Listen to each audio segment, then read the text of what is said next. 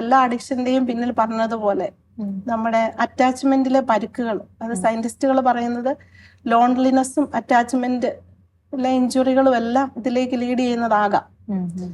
അറ്റാച്ച്മെന്റിലെ പരുക്കുകൾ എന്ന് പറയുമ്പോൾ സെക്യൂർ ആയിട്ടുള്ള ഒരു അറ്റാച്ച്മെന്റ് കെയർ ഗിവേഴ്സിനോട് കുഞ്ഞു പ്രായത്തിലോട്ട് നമുക്കുണ്ടോ, അല്ലെങ്കിൽ നമുക്ക് നമ്മുടെ ഒരു ടീനേജ് കഴിഞ്ഞുള്ള പ്രായത്തിലേക്ക്, ടീനേജ് കാലഘട്ടത്തിലും പിന്നീട് അങ്ങോട്ടും പോകുമ്പോൾ നമുക്ക് ആ ഒരു ഇമോഷണൽ ബോണ്ട്, അറ്റാച്ച്മെന്റ് ആരോടേലും വേണം. അപ്പോൾ ഏറ്റവും സേഫ് ആയിട്ടൊക്കെ പോകാൻ പറ്റുന്ന ഇതിലേക്ക് ഒരു എക്സ്പോഷർ കിട്ടിയ ആൾക്ക് ഇതിലേക്ക് പോവുക.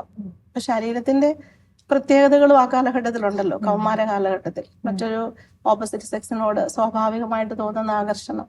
അപ്പൊ അതിലേക്കെല്ലാം ഒരു എയർലി എക്സ്പോഷർ കിട്ടിയ ഒരാൾക്ക് ഈ ലെവലിൽ പോകുമ്പോൾ അതിന് കോൺസിക്വൻസ് ഇല്ല. ഇപ്പൊ ഒരു റിയൽ ആളിനോട് സംസാരിക്കുമ്പോൾ, പെരുമാറുമ്പോൾ അവിടുന്ന് വരുന്നതൊക്കെ ഞാൻ ആ കോൺഫ്ലിക്റ്റിനെ ഹാൻഡിൽ ചെയ്യേണ്ടതുണ്ട്.